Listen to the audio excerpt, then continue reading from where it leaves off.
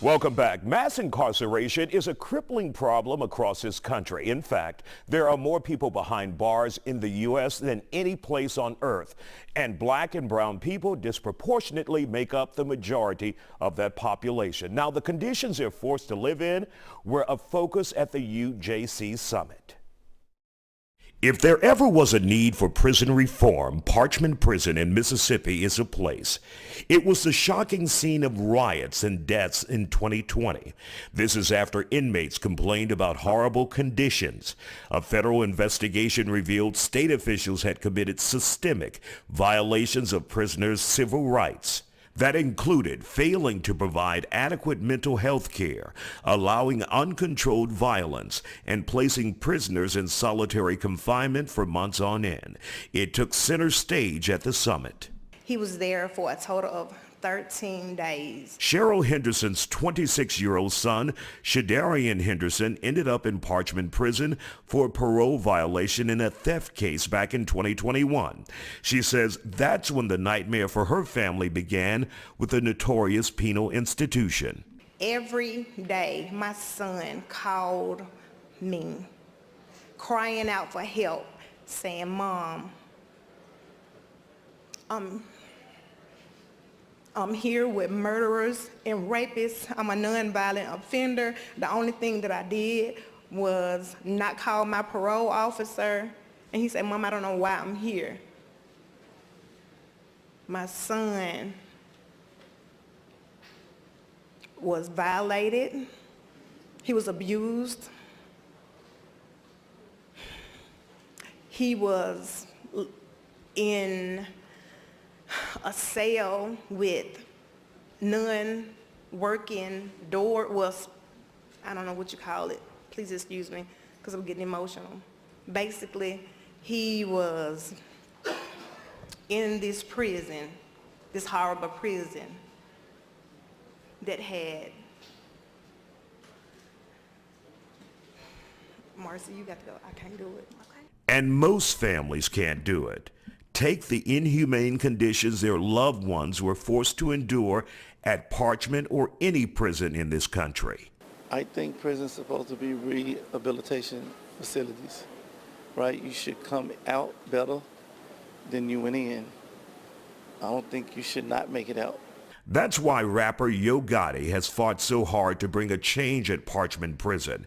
It's only a stone's throw away from his home in Memphis. I think everybody should always stand up for the things that they feel is wrong. You know, when we first started seeing the pictures coming out of Parchman and the videos, I think if you're human, you can't look the other way from that. You know, some of these videos and pictures we were seeing, you know, when I first seen them, I thought they was like fake.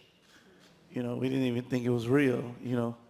And once we started communicating with me and Team Roc, we got even more footage and even more pictures the deeper we got into it. And it was unbelievable. But Gotti says what's happened at Parchman is not exclusive to the Mississippi prison system. Yeah, I'm sure it's a lot of other places and facilities that we don't even know about. You know, this Parchman thing is because we started seeing the footage and the photos come out of there. So it came out on social media where me and everybody was able to see it. But I'm sure there's other things going on in other places that no one knows going on yet. Gotti and rapper Jay-Z teamed up together to file lawsuits on behalf of dozens of inmates. It forced the feds to move in and investigate while also demanding change for those who are locked up at Parchman. Unfortunately, that action was too late for Cheryl's son, Shadarian. 2 weeks into his stay at Parchman, he was found dead, hanging in his cell. They didn't even try to get my son help. As I was telling them, he's going through a mental crisis. He needs someone there to talk to him. My son called me every day, several times throughout the day, crying out for help. And as a mother, what was I to do when I couldn't help?